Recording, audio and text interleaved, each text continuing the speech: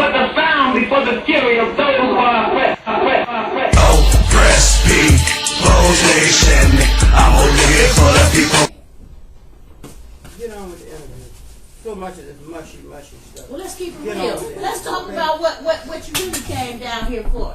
Let's talk about the case. You listen. I ain't got no questions. This your story. Tell your story about the case. Start with from when you got the call. I ain't got no. I'm asking you. This your story. Ain't no need to be trying to ask no questions. My style different from Sharon Reed. Tell us. I want you to ask me.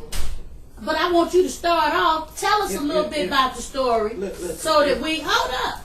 Tell us a little bit about the story before we get. I like for my people to have a feel for the story from the interviewee's point of view before I get to asking questions. So tell us about how that day started, Mr. McKoy.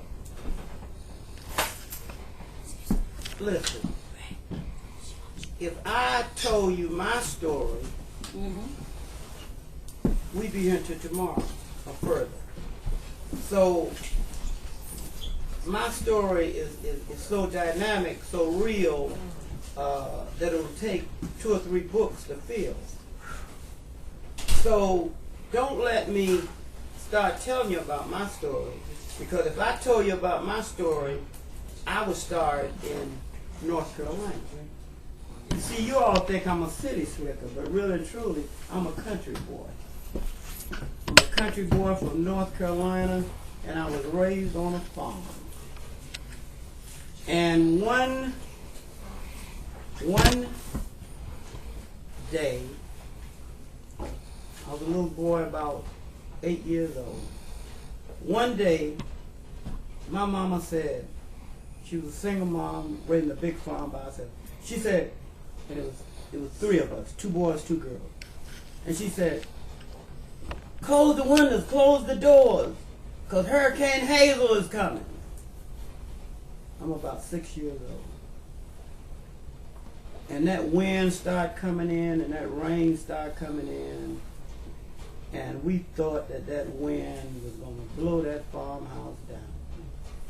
And my mother huddled us up and took us in the closet right by the door. And she told my oldest brother, he was about 12 then, hold the door, don't let the wind blow the door open. Hurricane Hazel swept through Garland, North Carolina. We were isolated on this farm. And it wasn't for the grace of God, that would have been our end of Art McKoy right there, a little 5-year-old boy. This wind began to take the roof off the house. To make a long story short, we survived, and as we went outside to look at the damage, there was a river flowing in our front yard, and all kind of sea fish, eels and fish that normally you wouldn't see in the river. They had came in our front yard and were swimming. A short time after that, I went down to the pond with some of my young brothers, young friends, me being very young, knowing I couldn't swim. And down in this deep pond,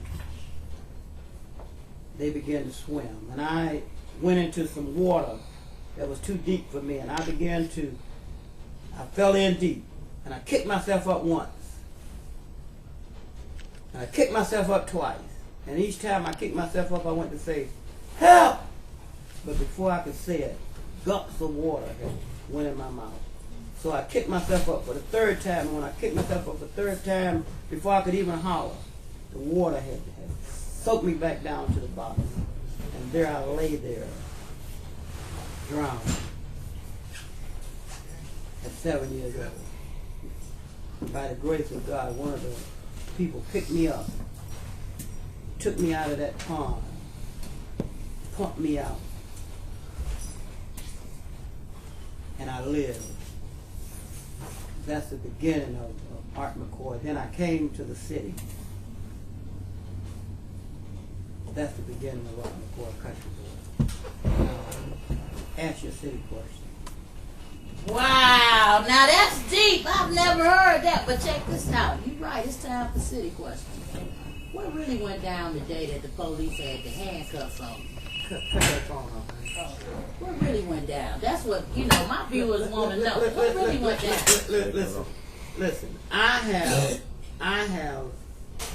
See, that's a question. You're asking a question that's really hard to answer. Maybe you are like Sharon, because which time is you talking about that I had handcuffs on? Because I've had many cuffs around my wrist. I'm talking about this last time, right before this here ring around the Justice Center. Oh, very interesting. Very interesting. The barber Very shop interesting. when you was because coming out the bar. you're right. We were planning ring around the Justice Center because we knew that how much injustice black people were getting in the county at the Justice Center. We knew how much injustice they were getting, and it came out through the plain deal just how much injustice they were getting. So we had planned ring around the Justice Center. But you know what happened before we could finish planning ring around the Justice Center? One Christmas Eve was the night before Christmas. Went all through the house. Woo. Hold on. Everybody, get quiet, because you might not hear this again. Art's telling the story. You see my eyes lightening up. All through the house. The morning came without a shadow. Then the phone call rang, and I answered it to see what was the matter. When I answered the phone, they said, "Art, you need to come to the barber shop because the detectives and everybody's in here and they're raiding the barber shop." I was on my way shopping with my friends, but I detoured and went down Lee Road, went down Terrace to Lee Road, and as I went down Terrace, something told me, said, "Don't go down Lee Road to that barber shop." Your first mind. First mind, Donna. Your first mind ever told you something? My first mind follows that first mind a lot. Sometimes I don't, and every time it get me in trouble. So it told me not to go down that road, okay? Before you got there. Before I got there, it said, "Don't go down to the barber shop." But I knew that I hadn't did anything wrong.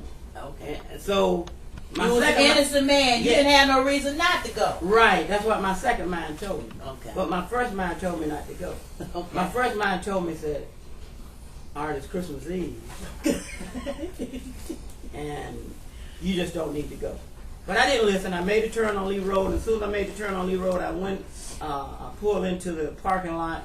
And as soon as I pulled into that parking lot, I knew I should listen to my first mind.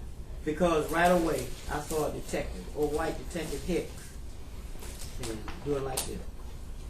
I looked at my friend and I said, "Oh, Lord, I knew I shouldn't have came down here." There was nothing I could do but head on across the street. Okay. So I put my shoulders up and head across the street. As soon as I got across the street, I was handcuffed, threw against the car, and said, "You're under arrest for permitting drugs in your barbershop." I said, "Man, y'all got to be crazy. You know, I fight against drugs. I fight against crime. This is ridiculous." To make a long story short, they brought me into the barbershop, SUPERFLY barbershop, which I've had over 35 years. Put me into the barbershop. I had all the other barbers handcuffed and sitting in the chairs, and there I sit. Sergeant, they put the handcuffs on me backwards so tight that it cut my circulation off. And shortly after I sit in that chair, I began to be in excruciating pain. I mean, like excruciating pain. Oh, I said, "Loosen these handcuffs." They said, "No, ain't nothing wrong with them." So I became a